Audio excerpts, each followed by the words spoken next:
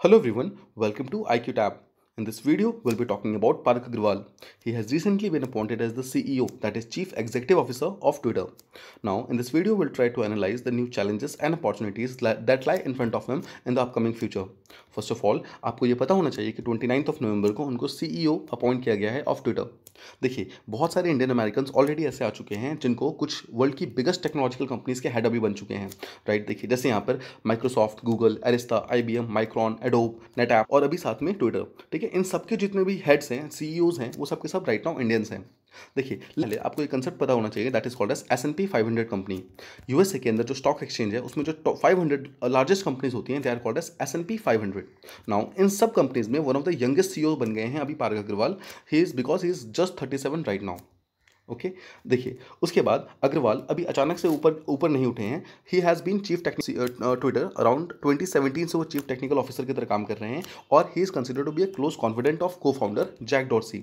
जब ट्विटर को बनाया गया था, जब ट्विटर को फाउंड किया गया था, टोटल 4 लोगों ने साथ में मिलकर बनाया गया था. One of them was Jack Dorsey. Recently उन्होंने स्टेप डाउन किया है एंड उन्होंने अपना जो सक्सेसर चूज़ किया है, दैट इज़ पारग अग्रवाल.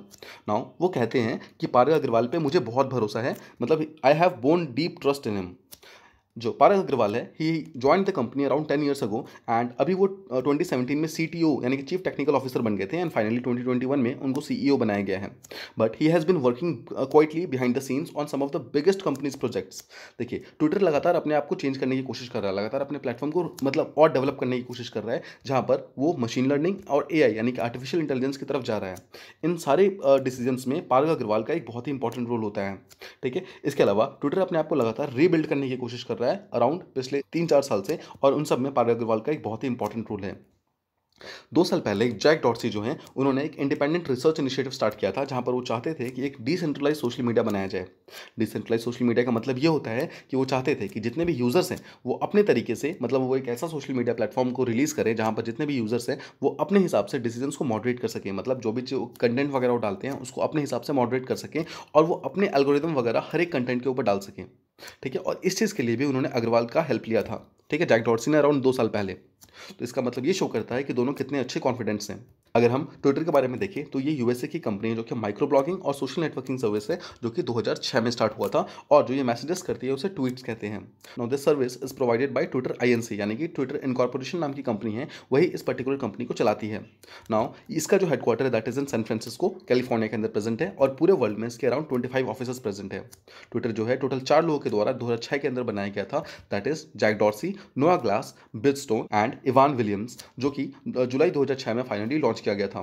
2012 के अंदर 2012 के अंदर 100 मिलियन से ज़्यादा यूजर्स इसको यूज़ कर रहे थे एंड दो around 340 million tweets per day, जो कि इसका रिकॉर्ड ग्रोथ था.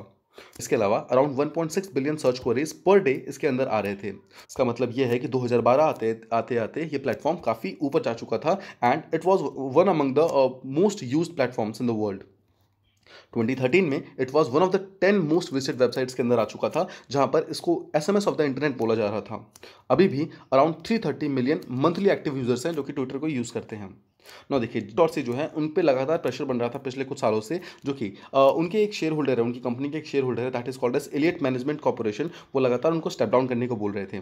सो ऐसा लग तो रहा था कि हो सकता है कि जैक डॉर्सी जल्दी स्टेप डाउन कर देंगे, बट पारग अग्रवाल का CEO बनना that was like one of the surprises. Now बहुत लोग ऐसा बिलीव करते थे दैट दिस पर्टिकुलर प्लेटफॉर्म जो ट्विटर है, it has move too slowly, बहुत स्लोली मूव कर रहा है एंड विद टाइम ये चेंज नहीं हो रहा है, मतलब बहुत ही धीरे धीरे वो अपने अंदर चेंजेस ला रहा है, जिसके कारण बहुत ज़रूरी है कुछ न्यू प्रोडक्ट्स वगैरह को लाना. और पारग अग्रवाल जो है पिछले 2-3 सालों से लगातार काम कर रहे हैं न्यू प्रोडक्ट डेवलपमेंट के ऊपर, जिसके कारण जितने भी बोर्ड मेंबर्स यानी कि जितने भी शेयर होल्डर्स हैं, इसी कारण उन्होंने जल्दी से मान लिया इस बात को. जब जैक डॉर्सी ने कहा कि पारग अग्रवाल को नेक्स्ट CEO बनाना है, तो बहुत जल्दी उन्होंने मान लिया, बिकॉज पारग अग्रवाल लगातार ट्विटर को ऊपर ले आने के लिए लगातार न्यू प्रोडक्ट डेवलपमेंट्स के बारे में बात करते हैं. Now, the choice of Agrawal is being viewed as something of a safe pick in the USA. देखिए, US मीडिया में ट्विटर जो है लगातार नीचे की तरफ जा रहा है, बिकॉज इस पर लगातार क्लेम्स वगैरह और एक्विजिशंस वगैरह लगाए गए हैं कि ये गलत तरीके से इलेक्शन वगैरह रिक कराता है एंड गलत एडवर्टाइजमेंट्स वगैरह देता है, इसके कारण. ठीक है, लेकिन यहाँ पर पारग अग्रवाल को लाने का एक बहुत बड़ा फायदा ये हुआ है कि एक सेफ पिक की तरह उनको देखा जा रहा है, जहाँ पर उनको पहले बहुत ज़्यादा कोई जानता नहीं था, बिकॉज वो बिहाइंड द सीन्स काम करते थे, और सेकंड इनका बहुत ही सॉलिड टेक्निकल बैकग्राउंड है, जिसके कारण उनको ये जॉब मिली है. Now since the time last year जब एलिट मैनेजमेंट ने लगातार डॉर्सी को हटाने की बात कर रहे थे, तो ट्विटर जो है लगातार खुद को रीबूट करने की कोशिश कर रहा है। It is rebuilding it's advertisement platform, और यहाँ पर भी बहुत इंपॉर्टेंट रोल प्ले कर रहे हैं पारग अग्रवाल। ठीक है, देखिए अभी तक वो जिस टेक्नोलॉजिकल इंफ्रास्ट्रक्चर पे काम कर रहे थे उसको उससे साइड होकर, मतलब वो एक कुछ न्यू करने की कोशिश कर रहे हैं और अपना सारा डेटा वो बिग क्लाउड्स पे लेके जा रहे हैं, जिसके कारण वो कुछ न्यू प्रोडक्ट फीचर्स भी ट्विटर अपने अंदर लाने की कोशिश कर रहा है। इन शॉर्ट आपको समझना ये है कि ट्विटर जो है पिछले 2-3 सालों से लगातार खुद में चेंजेस लाने की कोशिश कर रहा है, और वो अपने प्लेटफॉर्म, अपने टेक्नोलॉजी, हर चीज़ को चेंज करने की कोशिश कर रहा है, राइट। और पारग अग्रवाल जो है वो हर इन चीज़ में इन्वॉल्व थे, और वो लगातार ट्विटर को अपग्रेड करने की कोशिश कर रहे थे। इसलिए उनका एक सीईओ बनना, it was not one of the biggest wonders. Now Twitter का देखिए, ट्विटर जो है सिर्फ एक सोशल मीडिया प्लेटफॉर्म की तरह काम नहीं करता है, ये एक पॉलिटिकली बहुत ही वॉलेटाइल जॉब है। बिकॉज आप जानते हैं कि वर्ल्ड के जितने भी बड़े लीडर्स हैं वो सब के सब ट्विटर यूज़ करते हैं, इसलिए पॉलिटिकली ये बहुत ही वॉलेटाइल जॉब माना जाता है। Now while he will need to deal with misinformation campaigns, बहुत सारे मिस इन्फॉर्मेशन कैंपेन जो कि ट्विटर के ऊपर चलते रहते हैं, ठीक है, उससे तो उनको डील करना ही होगा। साथ में लगातार जो इस प्लेटफॉर्म के ऊपर जो बायसनेस आ रही है, और स्पेशली पॉलिटिकल स्पेक्ट्रम में, कि ऐसा माना जाता है, मतलब ऐसा बोला जाता है, ऐसे एक्यूजेशंस लगाए जाते हैं कि ट्विटर जो है लगातार एक पर्टिकुलर पार्टी को या फिर एक पर्टिकुलर पार्ट बायसनेस शो करता है, सिर्फ एक ही पार्ट को शो करता है, सेकंड पार्ट को शो नहीं करता है। उस चीज़ से भी फाइट करना होगा यहाँ पर। Now he will also need to calm governments. बहुत सारे ऐसे डिफरेंट नेशंस हैं जहाँ पर ट्विटर माना जाता है कि मिस इन्फॉर्मेशन फैला रहा है, उन सबसे इनको उसने फाइट करना होगा, स्पेशली इन इंडिया टू, ठीक है, including in one of his own country, यानी कि इंडिया के अंदर भी जो ट्विटर है उसके ऊपर काफ़ी एक्यूजेशंस वगैरह लगाए गए हैं कि वो मिस इन्फॉर्मेशन स्प्रेड करता है। यहाँ पर शो करना होगा कि जो ट्विटर है वो फ्री स्पीच को सेंसर नहीं करता है, एंड वो बिल्कुल सही चीज़ें, मतलब जो राइट है वही चीज़ें शो करे। ऐसा इनको इंश्योर भी करना होगा फ्यूचर में, और जो पिछली जो चीज़ें हुई हैं उनको प्रॉपर्ली उसको सॉल्व आउट भी करना होगा। नाउ कुछ इंटरनल चैलेंजेस भी हैं जो कि इस पर्टिकुलर कंपनी के अंदर आ रहे हैं। अग्रवाल जो हैं इस कंपनी के 4th सीईओ बने हैं इन जस्ट 15 ईयर्स, मतलब इस कंपनी को बने हुए जस्ट सिर्फ 15 साल हुए हैं, ऑलरेडी 4 सीईओज अब इसके चेंज हो चुके हैं। इसका मतलब क्या है, देखिए लगातार आपके जो कंपनी का जो टॉप लीडरशिप है, लगातार उसका चेंज होने का मतलब है कि कंपनी के अंदर टॉप लेवल पे, सीनियरिटी लेवल पे स्टेबिलिटी नहीं है। तो आपको स्टेबिलिटी लानी होगी फर्स्ट ऑफ ऑल। नाउ इसको सर्वाइव करने के लिए वन ऑफ द बिगेस्ट चीज़ जो चाहिए होता है वो होता है फंडिंग। तो यहाँ पर पारग अग्रवाल को काम करना होगा अपने इन्वेस्टर्स के ऊपर, ताकि जितना भी वो ट्विटर को इंक्रीज करना चाहते हैं या फिर उस चीज़ को आगे बढ़ाना चाहते हैं, उस चीज़ में जो फंडिंग है वो कभी भी प्रॉब्लम की तरह क्रिएट ना करें।